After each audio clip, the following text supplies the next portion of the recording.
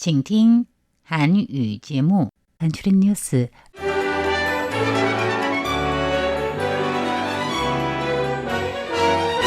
안녕하십니까. 2월 5일 수요일 간추린 뉴스 헤드라인입니다. 에스토니아 국회 타이완 우호분과위원회 위원장이 국방산업 대표단을 인솔해 타이완을 방문했습니다. 우리 외교장관은 에스토니아와의 협력을 넓혀나가겠다고 말했습니다. 타이완 경제연구원이 오늘 공포한 2024년 12월 제조업 경기 신호에는 기존의 경기 침체에서 보합세로 호전됐고 앞으로 6개월간의 제조업 경기 전망도 비교적 낙관적이라고 밝혔습니다. 티베트 민족 봉기의 날 66주년을 맞는 올해 지난 14년간 꾸준하게 펼쳐왔던 티베트 인권을 성원하기 위한 티베트 자유를 위한 라이딩 이벤트를 전개한다는 발대식이 오늘 티베트 타이완 인권연합의 주최로 열렸습니다. 대륙위원장은 홍콩의 자유와 민주, 인권과 법치가 신속하게 소실되는 이때 홍콩인들의 타이완 정착과 자유로운 땅에서의 창작을 계속하며 타이완의 문화 함양도 풍부하게 해줄 것을 당부했습니다.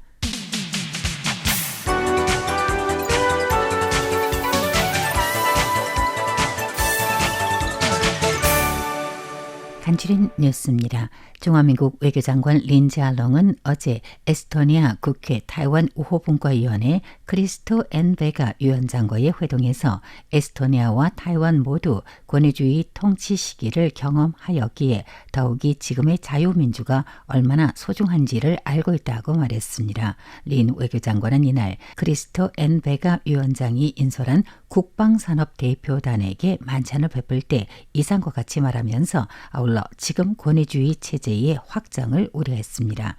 외교장관은 러시아의 우크라이나 침략 전쟁이 계속되고 있고 중국도 타이완 주변 해역에서 군사연습을 빈번하게 진행하고 있으며 발트해와 타이완 해역에서 최근 해저 케이블이 절단되는 등의 사고가 연이어서 발생하고 지역 정세 등의 요인으로 민주주의 국가들의 상호 협력을 강화해야 한다는 중요성을 부각시켰다고 말했습니다.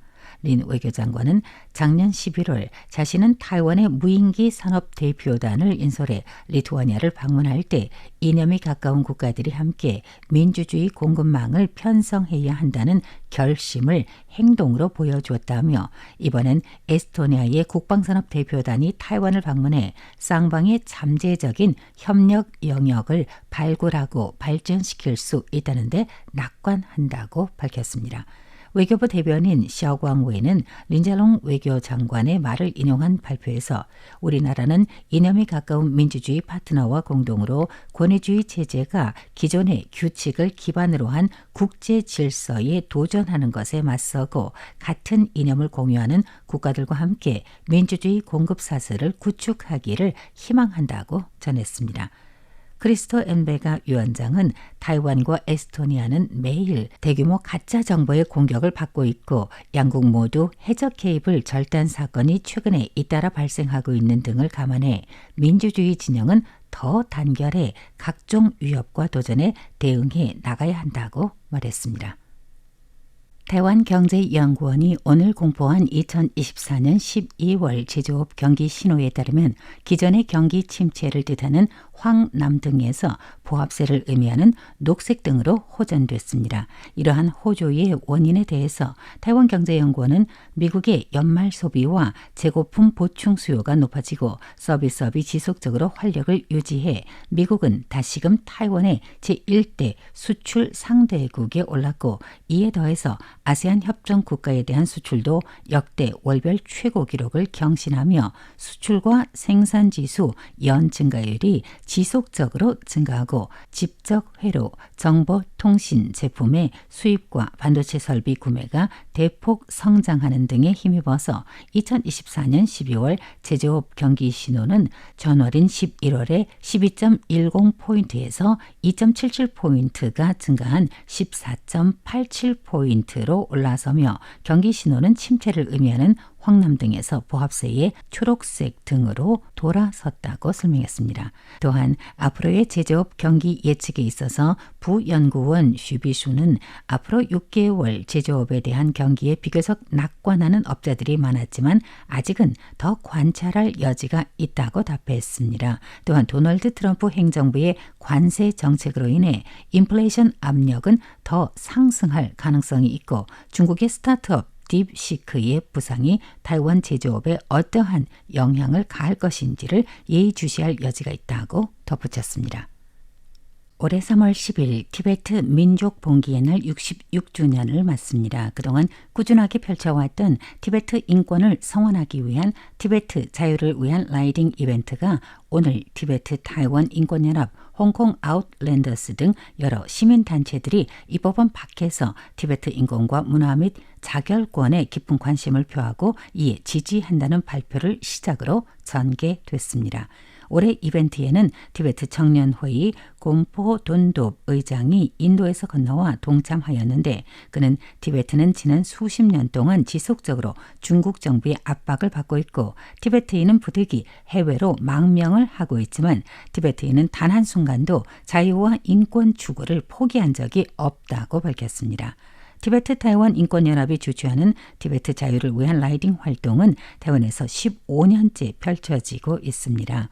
티베트 타이완 인권연합 사무총장 다시 체리는 길거리 라이딩을 이용해 티베트 인권 이슈를 타이완 시민들에게 더 널리 알리고자 2011년도에 이 활동을 발기해 15년째 이어오고 있습니다. 그는 이날 발표에서 중국은 티베트를 불법 점령한 후 지금까지 약 16만 명의 티베트인이 해외로 망명을 해 고향으로 돌아가지 못하고 있는 실정이며 심지어 전제 정권 아래서 수많은 티베트인의 목숨을 잃었는데 티베트 경내에서는 여전히 인권 탄압이 자행되고 있다는 걸 국제사회가 관심 가져야 할 것이라고 강조했습니다.